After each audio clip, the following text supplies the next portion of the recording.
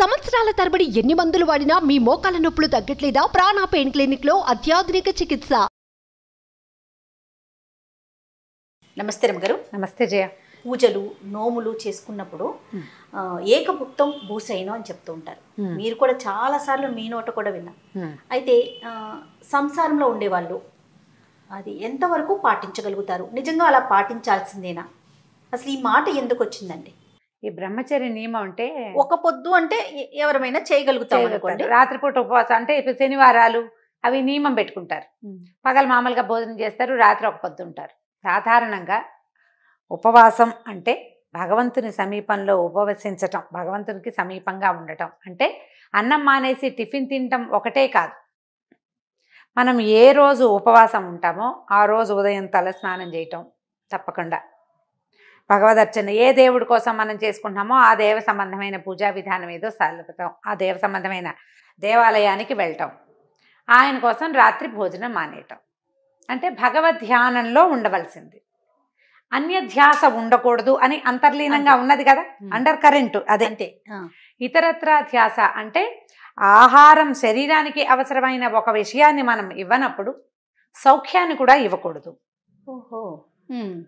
అందుకని ఈ చిన్నపిల్లల్ని, కొత్తగా పెళ్ళిళ్ళైన వాళ్ళని, వీళ్ళని అన్ని వారాలు ఎందుకు అంటారు, ఇన్నేసి వారాలు ఎందుకు పెట్టేసుకోవాలి అని.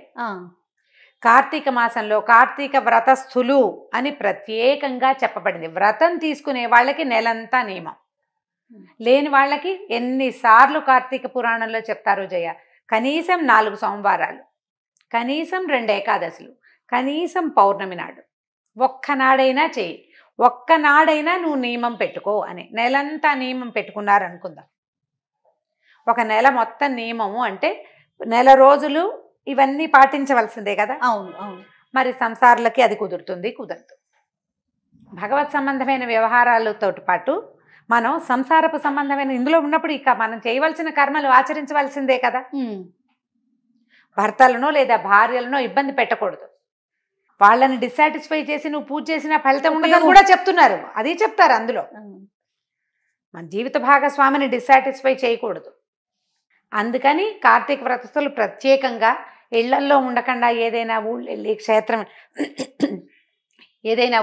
క్షేత్రానికి వెళ్ళి క్షేత్రంలో చేసే విధానాలు కూడా చెప్పబడ్డాయి. నెలంతా నియమం ఉంచుకునే వాళ్ళు సాధారణంగా పెద్దవాళ్ళు అయి ఉంటారు. సాధారణంగా సంసార జీవితం గడిపే చిన్నవాళ్ళకి అది చెప్పబడలా.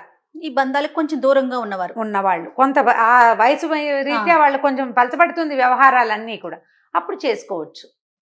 ఇప్పుడు అయ్యప్ప స్వామి దీక్ష తీసుకుంటారు, మండల దీక్ష 40 రోజులు. అది ఖచ్చితమైన బ్రహ్మచర్య నియమం ఉంది కదా. అసలు ఇంట్లోనే ఉండకుండా దేవాలయంలోనో లేదా ఎక్కడైనా ఉండేది, 4 స్వాములు కలిసి ఒక చోటే వండుకుని తిని భగవద్ధ్యానంలో ఉండే విధానం కూడా ఉంది కదా. సాధారణ వ్రతాలకి అంత తీవ్రమైన ఇది చెప్పబడలేదు, కానీ అండర్ కరెంట్ ఇది తప్పకుండా. ఆంజనేయ స్వామి మాల వేసుకుంటారు, అమ్మవారి మాల వేసుకుంటారు. మాలలకి ప్రత్యేక నియమము అని రాయబడి ఉంటుంది దానికి. ఇప్పుడు ఒక దేవాలయంలో అమ్మవారి మాలలు ఇది వరకులో ఎప్పుడు వచ్చినాయి. భవానీ దీక్ష అంటే దానికి బ్రహ్మచర్యం అనేది నియమం. ఖచ్చితంగా గురువుగారు ఎవరి దగ్గర మాల వేసుకున్నారో వాళ్ళు చెప్తారు. మనం ఈ కార్తీక మాసం మార్గశిర మాసానికి మనం ఎక్కడికి వెళ్ళాం, మనమే ఏదో చదువుకుంటూ ఉంటాం. అవునవును. అలాంటప్పుడు మీరు నియమం పెట్టుకున్న రోజున బ్రహ్మచర్యం పాటించాలి. నెలంతా భార్యకి భర్తలు దూరంగా ఉండాలన్న మాట ఎక్కడా చెప్పబడలేదు. అందుకని 4 సోమవారాలు మనకి నియమించారు కదా. ఓ 4 సోమవారాలు లేదా 5 సోమవారాలు వస్తాయి. పౌర్ణమి ఒకటి నియమం. ఓకే. తర్వాత ఏకాదశులు ఉండే అలవాటు ఉన్నవాళ్ళు ఏకాదశికి కూడా ఈ నియమం ఉంటుంది. నువ్వు భగవత్ సంబంధమైన వ్యవహారం పెట్టుకున్నప్పుడు మనోవాక్కాయ కర్మలతో భగవంతుణ్ణి ప్రార్థించాలి, ఇతర సౌఖ్యాల వైపుకి వెళ్ళకూడదు. ఓకే. అయితే కొన్ని సంసారాల్లో చూస్తూ ఉంటాం రమ్మగారు, దంపతులు బ్రహ్మచర్యం పాటిస్తూ ఉంటారు. అంటే ఎలాంటి పండుగ ఉండదు, నోము ఉండదు, వ్రతము ఉండదు, ఏమీ లేకుండా కూడా బ్రహ్మచర్యం పాటిస్తూ ఉంటారు. అది మంచిదేనా? అది కరెక్టేనా? అంటే మరి వాళ్ళు ఏ విధానం బట్టి అది ఎందుకు పెట్టుకున్నారో కరెక్టేనా అంటే ఇంక వీరికి వివాహం ఎందుకు? వివాహం ఎందుకు చేసుకుంటారు జయ? ధర్మ ప్రజా సంపత్త్యర్థం అని ఒక వాక్యం ఉంటుంది వివాహ మంత్రాల్లో. అంటే ధర్మానికి సంబంధించి సంతానం కోసం వివాహం. అవును, సంతాన వృద్ధి కోసమే కదా, సంతానోత్పత్తి కోసమే. సంతానోత్పత్తితో పాటు సాధారణంగా మానవులకి దేహ సౌఖ్యం అవసరం. అది ఒకళ్ళని ఇద్దరు మనుషులు పెళ్లి చేసుకుంటే ఎక్కడెక్కడి వాళ్ళో ఒక చోట పెళ్లి పేరుతో కలుస్తారు కదా. మరి వీళ్ళిద్దరిని కలిపి ఉంచేందుకు కొంతకాలం సంసార సౌఖ్యం అవసరం, తర్వాత సంతాన సౌఖ్యం అవసరం. ఆ సంతానాన్ని పెంచడానికి వీళ్ళిద్దరూ కలిసి ఉంటారు. ఒకళ్ళ మీద ఒకళ్ళకి ఆపేక్ష ఉంటే సాధారణ సంసార జీవితంలోనే ఉంటారు. ఈ బ్రహ్మచర్య నియమాదులు అవన్నీ వాళ్ళు ఏ ఉద్దేశంతో, ఏ గురువుగారి ప్రబోధంతో, ఏ ఆలోచనతో ఎందుకు తీసుకున్నారు, వాళ్ళిద్దరికీ ఓకే అనుకో, సంతానం కలిగాక పాయింట్. పెళ్లి చేసుకున్నాక బ్రహ్మచర్యం కాదు, పెళ్లి చేసుకుని వాళ్ళకి సంతానం కలిగాక వాళ్ళిద్దరూ ఒక వడంబడికి వచ్చి మనం ఇంకా సంసార జీవితంలో ఉండద్దు, ఇలా కలిసి ఉందాం, పిల్లవాడిని పెంచుకుందాం, కానీ బ్రహ్మచర్యం పాటిద్దామని ఒకళ్ళనొకళ్ళు ఒప్పించుకుంటే. ఇప్పుడు భర్తకి ఇష్టం లేని బ్రహ్మచర్యం భార్య కానీ, భార్యకి ఇష్టం లేని బ్రహ్మచర్యం భర్త కానీ చేయకూడదమ్మా, అదే ధర్మం కాదు. అదే నేను అడుగుదాం. వివాహ క్రతువు ఫెయిల్ అయిపోయినట్టే, అప్పుడు వివాహం అనే బంధం ఫెయిల్ అయినట్టే. భర్తలు వివాహం ఎలాంటి పటిష్టమైన మంత్రపూరితమైన వ్యవస్థ అంటే, భర్త సన్యాసం తీసుకోవాలి అంటే భార్య అనుమతి కావాలి. బ్రహ్మచారి అనుకో, పెళ్లిగాని పిల్లవాడు అనుకో, తల్లి అనుమతి కావాలి. మనకి ఆదిశంకరుల కథలో అది క్లియర్గా చెప్తారు. తల్లి అనుమతించకుండా బ్రహ్మచారి సన్యాసం తీసుకోకూడదు, ఆమె ఒప్పుకోవాలి. వివాహితుడైతే, నువ్వు వివాహితుడంటే ఎక్కడో నువ్వు దారిపోయి ఎక్కడో చోట మీ ఇద్దరు కలిసి ఉంటే అది వివాహం కాదు. మంత్రపూతమైన వివాహం గనక మీరు చేసుకుని అగ్నిసాక్షిగా భార్యను వివాహం చేసుకుంటే ఆమె ఒప్పుకోని బ్రహ్మచర్యం కానీ, ఆమె ఒప్పుకోని సన్యాసం కానీ కుదరవు. అలా చెయ్యకూడదు, ధర్మం ఒప్పుకోవద్దు దానికి. నా ఇష్టం అంటే నీ ఇష్టమే, ఇక నీకు పెళ్ళెందుకు, పేరెంటం ఎందుకు, డబ్బు దండగా, నీ ఇష్టం అనడానికి వీల్లేదు. మనం ఒక పెళ్లి చేసుకునేదే ధర్మ ప్రజా సంపత్త్యర్థం అనేది ఉంటుంది.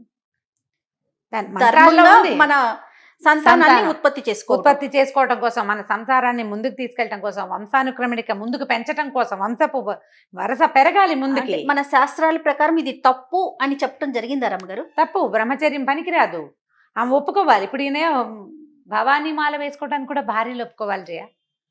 అయ్యప్ప మాల వేసుకోవాలి 40 రోజులు, ఈయన ఇలాంటి నియమం పాటించాలంటే భార్యకి ఇష్టం లేకుండా చేస్తే ఫలించదు అది, ఆమె ఒప్పుకోవాలి దానికి, అది నియమం. ఇప్పుడు మీరిద్దరు పార్ట్నర్స్ జయ, ఇద్దరు పార్ట్నర్స్ ఉన్నాం, నువ్వు 1,00,000 రూపాయలు ఎక్కడైనా పెట్టొస్తావు, నీ పార్ట్నర్ ఒప్పుకోవద్దు, డబ్బు దగ్గరే ఒప్పుకోవాలి కదా, జీవితం కాదు. ఆమె నిన్ను నమ్మి కదా ధర్మేచ అర్థేచ మోక్షేచ కామేచ నాతి చెరామి అని చెప్పావు నువ్వు పెళ్లిలో, ఈమెని అతిచరించి ప్రవర్తించను అని. నువ్వు ఇది కాకుండా ఇంకో వ్యవహారం చెయ్యాలన్నా ఆమె ఒప్పుకోవాలి. నువ్వు అసలు ఇది కాదు నేను ఏది చేయను అన్నా కూడా ఆమె ఒప్పుకోవాలి. ఒప్పుకోనిది ఫలించదు, ఇది ధర్మ సంబంధమైన వ్యవహారం అనుకో. ఇప్పుడు నీకేదో ఆమెతో పనికిరాదు, నీ దారి నువ్వు లేచకపోతావు, ఆమె దారిని ఆమె ఏదో జీవిస్తుంది, బోళ్ళని ఉన్నాయి అలాంటి వ్యవహారాలు, అవి వదిలేదు. అవి కాదు. ప్రత్యేకంగా బ్రహ్మచర్యం అనే నియమం కానీ సన్యాసాశ్రమం కానీ తీసుకోవాలంటే భార్య ఒప్పుకోవాలి, అనుమతి కావాల్సిందే. వివాహం అయ్యాక సంతానం కలగకుండా మేము బ్రహ్మచర్యం పాటిస్తాం, ఊరికే మేము ఇద్దరం కలిసి ఒకసారి వండు తింటాం అంటే దానికి పెళ్లి చేసుకోక్కర్లేదు. ఇప్పుడు చూస్తున్నాం కదా కొత్త కల్చర్, అది చాలు. పెళ్లి ఎందుకు? ఇప్పుడు నువ్వు కలిసి ఉండాల్సిన అవసరం ఏముంది? వంట చేసి పెట్టడానికి వంట మనిషి పెట్టుకోవచ్చు, దానికి భార్య పదం ఎందుకమ్మా? భార్య అనేది ఒక పదవి, ఒక ధర్మ సంబంధమైన వ్యవహారం, అది నువ్వు అందులోకి ఎందుకు దిగాలి? అసలు అందులోకి దిగావు అంటే మనకి ఏ రూల్స్ అండ్ రెగ్యులేషన్స్ ఉన్నాయో ఇవి ఫాలో అవ్వాల్సింది. ఖచ్చితంగా నువ్వు వివాహం చేసుకుంటే సంతానం కలగాలి, ఆమెని ఆ భాగ్యం నుంచి దూరం చేయకూడదు, లేదా అతనిని డిప్రైవ్ చేయకూడదు, కలిసి ఉండాల్సిందే. ఇప్పుడు ధర్మం లేదు ఏమీ లేదు జయ, కలియుగంలో ఒక ధర్మం 4 పాదాలు నడవాల్సి ఒక పాదం మీద నడుస్తుంది, ఆ పాదం కూడా కుంటికాలే. మనం ఇలాంటివి డిస్కషన్లు పెడుతూ ఉంటాం. ఇప్పుడు నేనే పెడితే మహానుభావులు పెద్ద పెద్ద వాళ్ళు ఎంతమంది ఎన్నిసార్లు చెప్పుంటారు. కొంతమందికి కొద్ది మందికైనా ఇది కొంచెం అవగాహన వస్తుందని చెప్పటమే ఈ పని కాదు. కాకపోతే మీరు పూజా విధానాలప్పుడు బ్రహ్మచర్యం కోసం చెప్పబడింది అయితే నాకు మరి అన్ని చోట్ల ఇది ఖచ్చితంగా ఉందో లేదో నాకు తెలీదు. నేను ఇద్దరు పెద్దవాళ్ళు చెప్పారు, సువాసిని వ్రతాలు కొన్ని ఉంటాయి, శ్రావణ మంగళవారపు నోములు కానీ శ్రావణ శుక్రవారాలు కానీ భర్తకి కాదనక్కర్లేదు అని ఒక నియమం ఉంది, ఒక పద్ధతి ఉంది. అది మరి అందరి ఇళ్లలో అలా ఉందో లేదో నాకు తెలియదు, ఎందుకంటే అది సువాసిని వ్రతం, భర్తల కోసమే నోచుకునే నోములు కాబట్టి అప్పుడు బ్రహ్మచర్య నియమం అక్కర్లేదని ఇద్దరు పెద్దవాళ్ళు ఎప్పుడో చాలా కాలం క్రితం నాతో చెప్పారు. ఇది ఎంతమంది దీనికి ఓటేస్తారో నాకు తెలీదు, నన్ను ఎవరైనా అడిగితే నేను ఈ మాట చెప్తా, ఎందుకంటే నేను తెలుసుకున్నాను. అది నేను ప్రచారంలోకి తీసుకొచ్చే ఉద్దేశం కాదు, ఇలా కొంతమంది కొన్ని కుటుంబాలలో ఈ పద్ధతి చెప్తారు. అందుకని వారం అంతా సోమవారం ఒకరికి, గురువారం ఒకరికి, శనివారం ఒకరికి చొప్పున ఇలాంటి నియమాలు పెట్టుకోబోకండి. చిన్నపిల్లలైతే చిన్నపిల్లలైతే, సంసారంలో ఉన్న వాళ్ళైతే మీ పార్ట్నర్ అనుమతి లేకుండా చేయకూడదు. ఓకే. వాళ్ళని ఒప్పుకుంటేనే మీ వ్రతం కానీ మీరు పెట్టుకున్న ఒక పొద్దు కానీ ఫలిస్తుంది. లేకపోతే ఫలితమే ఉండదు. ఫలితం ఉండని పని ఎందుకు అనవసరం కదా. ఫలితాన్ని ఆశించే కదండి అదే మనం ఏ పూజ చేసినా ఏ వ్రతం చేసుకున్నా కూడా. అంతే. కాబట్టి ఇలా ఆలోచించండి. దీని మీద ఇంకా అసలు ఉత్తర ప్రశ్నలు కూడా అనవసరమే. నమస్తే. నమస్తే. Thank you.